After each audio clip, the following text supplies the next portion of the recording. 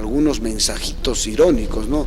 Ahora dice, Ollanta, ¿qué pasó con Ollanta? Ahora le quiere vender más a Chile, ahora cree en las cuerdas separadas, etcétera, etcétera.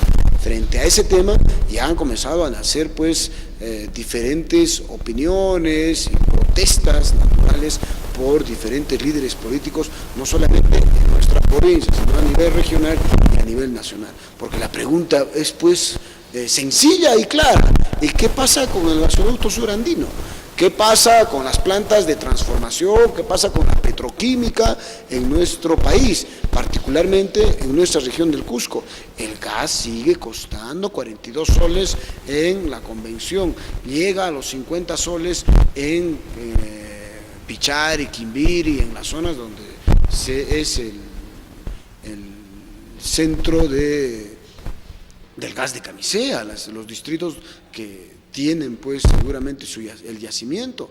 Entonces, hoy día el diario El Cusco ha sacado un comunicado relacionado al rechazo total a la negociación para vender el gas de Camisea a Chile, pero ojo, existe un sustento, el tema de que, o sea, ¿qué pasa con la satisfacción del mercado interno del gas en nuestro país? O sea, ¿de qué manera los cusqueños, los peruanos, nos beneficiamos para minimizar costos de energía en nuestro país? Y no quiero ser chauvinista, no quiero decir solamente el Cusco, la provincia, la convención, no, a nivel nacional, señores. Sí es cierto, el Cusco es un mercado pequeño, pero ya el planteamiento desde el gobierno de Toledo, gobierno de García, que nos han ido meciendo, y ahora este último gobierno, en la marcha del 26 también pues salió este tema. ¿Qué pasa con el gasoducto surandino? Que ya en un momento, una declaración de Alan García dijo, señores, eso simplemente es un engañamuchachos, eso no va a salir. Entonces, queremos pues una posición firme del presidente Ollanta Humala. Si le venden gas, ¿qué pasa? ¿Qué pasa con la petroquímica? ¿Qué pasa con la industrialización de la que tanto se ha hablado en campaña electoral? Nuevamente un presidente sin palabra, un presidente sin compromisos, y lógicamente las campañas electorales demostradas nuevamente por Ollanta Humala pasan a ser pues simplemente un engañamuchachos. Desde luego en el Cusco hay un rechazo total por parte de la colectividad, de las diferentes provincias. O sea, ¿cuándo finalmente nos beneficiamos del gas directamente? O sea, en el tema de minimización de los costos seguramente para el uso de la energía. Este es un tema que seguramente va a traer muchísima cola. El día de hoy, el día de ayer, Pedro Pablo Kuczynski ha dicho, sí, hay que venderle a Chile, seguramente a mayores costos, porque el presidente Piñera, el presidente de Chile, ha señalado que sí están dispuestos a pagar incluso más que México. Y he escuchado a Pedro Pablo Kuczynski hablar de costos que están fuera de foco, Espero que esté revisando información Pedro Pablo Kuczynski y no esté cayendo en un tema populista porque con su partido más, País Avance, etcétera, etcétera, quiere ser definitivamente un candidato que hasta el momento no jala casi nada. En ese sentido, creo que el tema del gas va a traer mucho debate, va a traer, ojalá, un debate alturado, pero para tomar decisiones del gobierno en pie y en dirección de que tenemos que encaminarnos pues a industrializar el gas, a transformarlos y no seguir vendiendo materia prima. ¿Cuánto paga? He estado revisando información sobre el gas de Camisea y en la actualidad el contrato firmado entre el consorcio Camisea y Perú LGN establece en su cláusula 6.2 como precio 0.159 por billón de BTU de gas peruano exportado a México, es decir, a menos de $1 el equivalente a un barril, 5.5 millones de BTU, cuando el precio internacional del petróleo que importamos es de $84 por barril. Me puede ser una pregunta ingenua decir, oye, ¿qué pasa con la diferencia? Transporte, costos de comercialización, etcétera, etcétera, pero puede ser tanto. Creo que acá hay un compromiso firme por parte del gobierno de turno, hay un compromiso firme, no solamente por los actores políticos, sino por los diferentes líderes provinciales, regionales, en el sentido de ser una defensa férrea, pero una defensa férrea con planteamientos, con propuestas. O sea, ¿qué hacemos? En Quillabamba, en Echarati, han salido a movilizarse lunes y martes, pero solamente pidiendo no al recorte presupuestal. ¿Cuánto de avance presupuestal están en Echarati? No llegan ni al 25%. Estamos en septiembre. La convención, 51%. Estamos en septiembre. 41%. Estamos en septiembre. Entonces, señores, se siguen quejando. No recorten, pero no gastan nada. No hacen obras que realmente vayan de la mano, pues ya están más de 2 años en el gobierno, ya no pueden estar poniendo como justificación que seguimos aprendiendo. ¿Y por qué no convocan a profesionales que distribuyan información, conocimiento? O sea, que crean know-how en sus respectivas municipalidades. Convocan a profesores, convocan a todos ellos que han pintado las paredes en la campaña electoral. Es indignante ver en municipios. Yo no quiero ironizar y mucho menos descalificar la profesión del profesor, pero el profesor se ha formado para enseñar y no se ha formado para gestionar, porque los que tienen que estar llamados y convocados a las municipalidades son profesionales que tengan el talento, el conocimiento y la formación de gestores. Y cuando llegas, pues, jefe de relaciones públicas, un profesor. Jefes de la jefatura de turismo, la gerencia de turismo, un profesor. Gerente de administración, un profesor.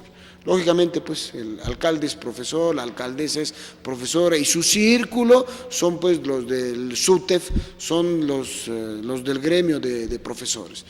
¿Cuál es el temor de convocar a gente con conocimiento, con experiencia en el tema de gestión? ¿Y por qué no, pues, impulsar y motivar el tema de preparación, el tema de educación a través de maestrías, de cursos, que lo pueden hacer? ¿Por qué ese temor permanente, señores?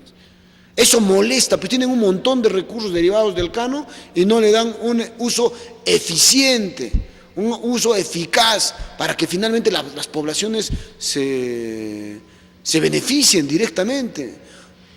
Se hace la colocación de la primera piedra, pucha, un gasto enorme para la colocación de la primera obra. Se termina la obra, igual, un gasto insulso. Yo creo que eso debería motivar, el presidente Ollantaytamala hablado alguna vez, no debería haber gastos de esos tipos. Ahora que estamos más recortados incluso en el tema de presupuesto. Han hecho el lanzamiento de la vía de evitamiento un poco más y les dan cheques a la población que ha visitado ese día. Y lógicamente muchos obligados de sus diferentes instancias. Yo creo que hay que revisar un poco el tema del gas de camisea para poder hacer un debate alturado, un debate confrontacional contra este gobierno que lamentablemente nos ha desilusionado totalmente. Yo creo que acá no va a venir ningún nacionalista del Partido Nacional a levantar el pecho y decir sí, estamos de acuerdo a nuestra hoja de ruta, a nuestro planteamiento de campaña electoral. Ollantaytamala lamentablemente se ha ido cayendo. Y creo que esto tiene que ser ánimo de debate, un ánimo a conjuncionar fuerzas, no solamente desde el partido de gobierno, sino convocar realmente a las diferentes fuerzas políticas en nuestro país en conjunto. Desde ya, invitar también, pues, a nuestro presidente regional y a esos líderes que se han aprovechado el día 26 en la movilización para exponer sus candidaturas distritales, provinciales y regionales. También creo que tienen que cambiar esa forma de politizar las movilizaciones y sobre todo de malinterpretar lo que realmente es política y el uso de la política en nuestro país. Invitamos a la segunda pausa, pues ya está Carlitos en el programa.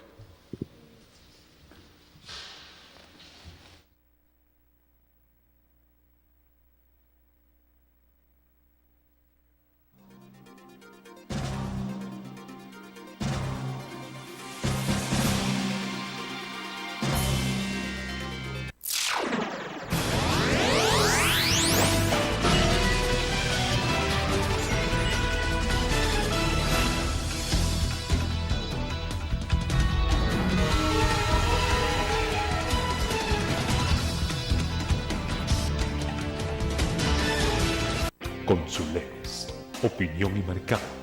Realizamos estudios de mercado para su empresa, consultores y asesores de tesis e investigación, análisis estadístico SPSS en español, estudios de mercado y de precio referencial, imagen institucional y medios de comunicación. Manzana Pata 508 y 999 en Santiago. Consules, opinión y mercado.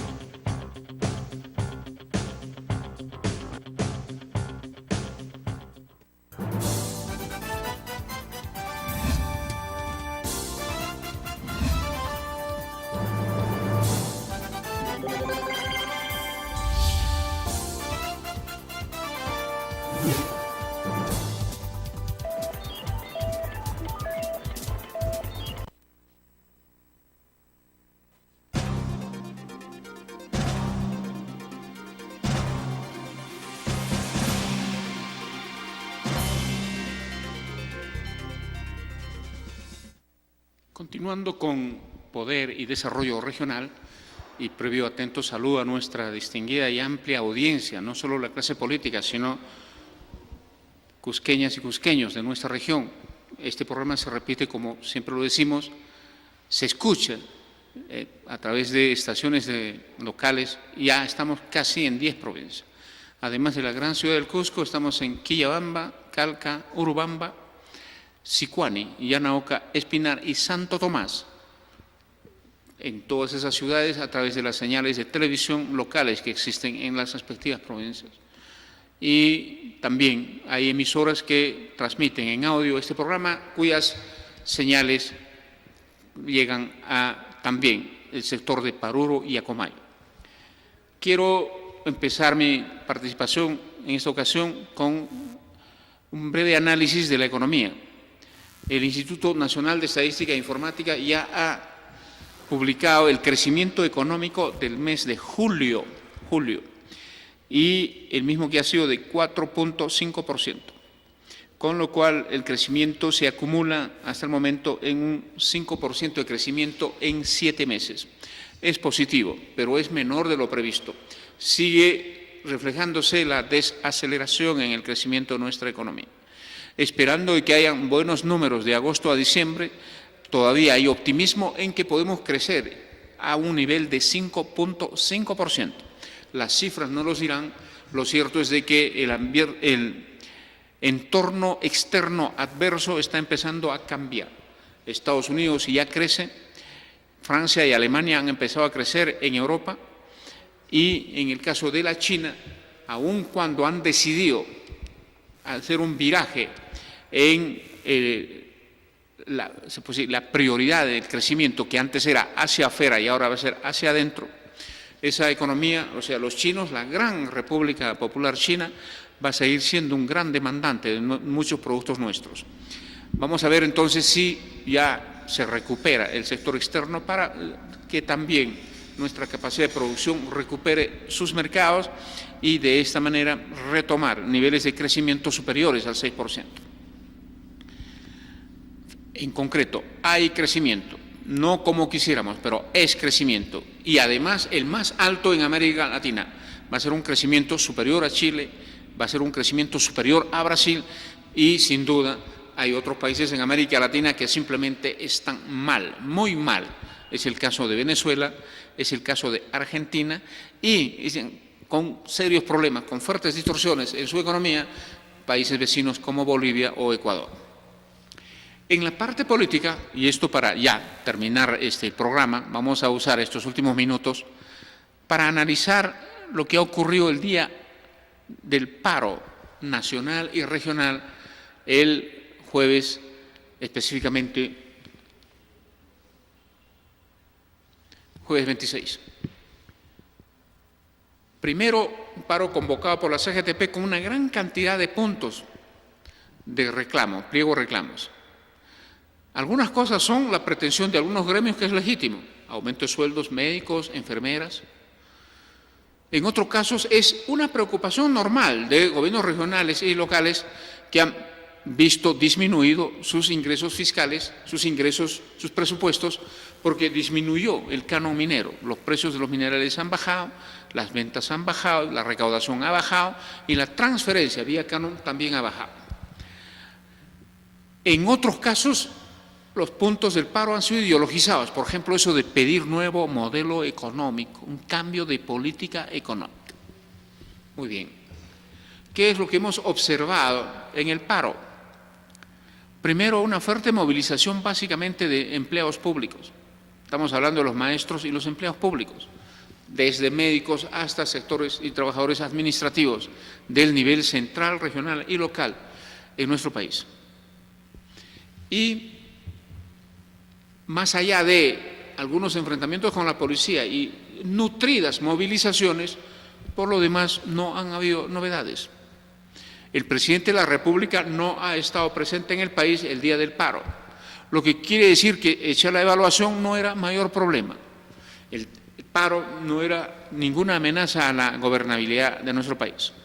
Ya estamos acostumbrados a ese tipo de paros. En el caso del Cusco, siempre asociado a una buena organización hay una buena movilización, especialmente de sectores de la empleocracia. Primero, en el caso de las pretensiones legítimas de los gremios, con o sin paro, están allí movilizándose, planteando sus pedidos, ya sea por escrito, ya sea a través de entrevistas con autoridades del Congreso, con ministros, entre otros. Lo que preocupa son dos cosas, sin embargo. El tema del famoso pedido ideologizado de la cúpula de la CGTP de nuevo modelo económico o cambio de política económica. Primero, no entiendo por qué. Este país crece, hace 23 años hay un crecimiento sostenido. Incluso en condiciones de adversidad externa, seguimos creciendo. Despejada el tema externo, va a ver cómo recuperamos niveles altos de crecimiento, por encima del 6%. Eso está disminuyendo la pobreza, ahí están las cifras. Está disminuyendo el desempleo, ahí están las cifras. Está permitiendo que se incrementen los ingresos, ahí están las cifras. Está permitiendo que el gobierno recaude más para gastar más. Y está bien, no solo en los temas básicos para todos, competitividad, por ejemplo, sino también para seguir fortaleciendo los programas sociales y la lucha contra la pobreza. Entonces, si tenemos un modelo económico que funciona, es beneficioso, nos permite crecer, nos permite mejorar las cosas, hay que estar un poco loquito para pedir que eso cambie. Y yo no sé a qué otro modelo, habrá otro modelo en que es mucho mejor el crecimiento, los ingresos, el empleo, la recaudación, el incremento del gasto público del Estado. Ese modelito, por ejemplo, podría ser el modelo de Venezuela, donde no hay alimentos, hay desabastecimiento, hay mercado negro, hay mafias, hay desempleo, salen las inversiones, y ese país además está al borde de una guerra civil. Ese es el modelito que los señores de la CGTP o la cúpula nos dicen que es beneficioso, es mejor en el país respecto al que tenemos. Por eso es que no tiene ninguna acogida en términos de contundencia, fuerza para efectivamente presionar al gobierno en la posibilidad de que escuche este pedido o incluso evalúe implementar un nuevo modelo, nueva política. Entonces, a veces hay cosas extrañas en la política, es muy normal. Los caprichos, los voluntarismos, la ignorancia, aún todavía son buenos argumentos y están presentes en las decisiones y acciones políticas. Muy bien, el otro tema, el asunto de la reducción del canon minero para algunos gobiernos regionales y locales. Pareciera que en términos de gobiernos regionales son entre 5 o 6 gobiernos regionales que han visto afectados sus recursos por canon minero y básicamente algunos municipios. En el caso del Cusco, por ejemplo, es preocupante la reducción en Espinar. Pero es correcto decirle al gobierno, usted me repone todos los recursos que ya no me da el canon. Hay una obligación legal, presupuestaria o política en que el gobierno está obligado a reponer esos presupuestos, porque especialmente en el Cusco lo que hemos visto es esa demanda. No estoy diciendo que es legítimo. ¿Quién no quiere pedir? ¿Quién no pide compensaciones? Estoy analizando por el otro lado. ¿Es obligación del gobierno atender eso? Porque podemos pedir, es legítimo, pero es obligación. Y si el gobierno dice, no, vamos a ir por otros caminos, vamos a analizar, y entonces yo le digo, no, usted me resuelve y te hago paro. Y un elemento de la cierta fuerza que ha tenido el paro en el Cusco ha sido que, liderados por Jorge Acurio, el presidente del gobierno regional, se han juntado, han hecho asambleas, han hecho pliegos al gobierno y luego han decidido participar todos en este paro. Y entonces todos los municipios y el gobierno regional han dado prácticamente condiciones para que salgan a movilizarse sus trabajadores, ¿no?, respaldando esa petición. Y eso es lo que más o menos le ha dado cuerpo a especialmente las movilizaciones. Punto 1. No es cierto que el gobierno está obligado. Necesitamos conversar con el gobierno para ver cómo nos ayuda, nos compensa, cierto, y hay formas de hacerlo. Más aún cuando estamos en un año electoral. Muchos gobiernos locales y regionales en la práctica le están diciendo al gobierno lo siguiente, ¿sabe qué? Ya no me llega el canon minero, tengo muy poca plata, ya no voy a poder continuar ni hacer las obras que he ofrecido en mi campaña electoral, ya no voy a poder terminar las obras que quiero terminar para reelegirme como alcalde o como presidente regional, así que ese problemita me lo resuelve usted. Algo así como demandar al gobierno como su caja chica para pretensiones electorales. El gobierno está obligado a financiar la pretensión de obras y los objetivos electorales de los gobiernos regionales y los gobiernos locales. Es correcto decir, usted tiene plata, usted tiene unos ahorros que son el Fondo de Estabilización Fiscal. Agarre esa plata y dénos lo que no podemos cobrar por el canon. Esa plata, para empezar, es de todos los peruanos. Esa plata de todos los peruanos hay que dársele a algunos gobiernos regionales y a algunos alcaldes para garantizar sus obras y su campaña electoral y sus reelecciones. No, pues, para nada. Y lo que preocupa es lo siguiente, no es Jorge Acurio del Partido Nacionalista. Es correcto que Jorge Acurio lidere paros, protestas, quemando ataúdes de Ollantumala, quemando ataúdes simbólicos de Nadine. ¿Esa es la forma correcta que un humanista se enfrenta a su gobierno humanista? Jorge Acurio está jugando con fuego. Eso se espera pues de opositores nítidos como por ejemplo Gregorio Santos en Cajamarca u otros gobiernos regionales opositores al gobierno. Quiere decir que que Jorge Acurio, que es humanista, no debe pedir compensación ante la reducción del canon, no.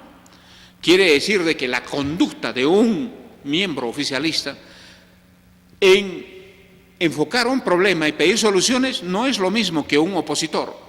Los objetivos y la relación son distintas, salvo que Jorge Acurio esté revelando información de que está rompiendo con el Partido Nacionalista, está rompiendo con Ollantumala.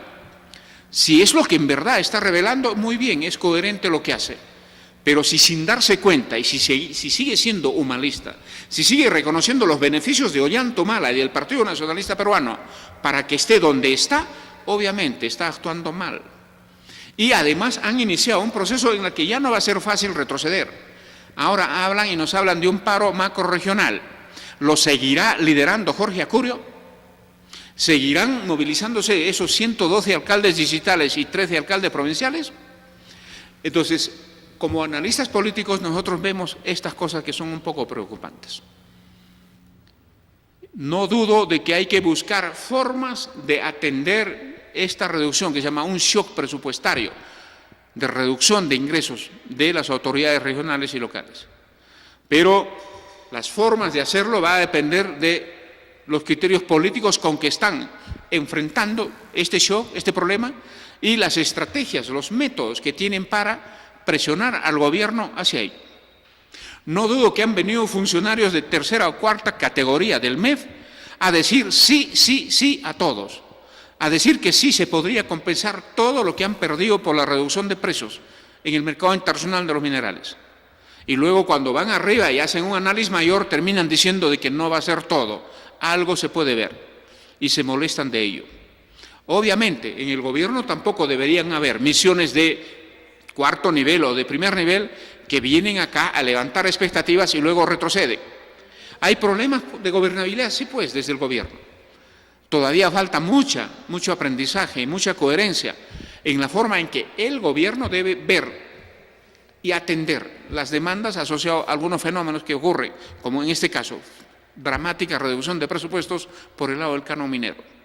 Y así como los que piden compensación tienen que tener criterios dependiendo de cómo están en la oposición al oficialismo y dependiendo de sus estrategias electorales de reelección, el gobierno también debe tener criterios un poco coherentes, un poco transparentes, para escuchar, analizar y formular propuestas.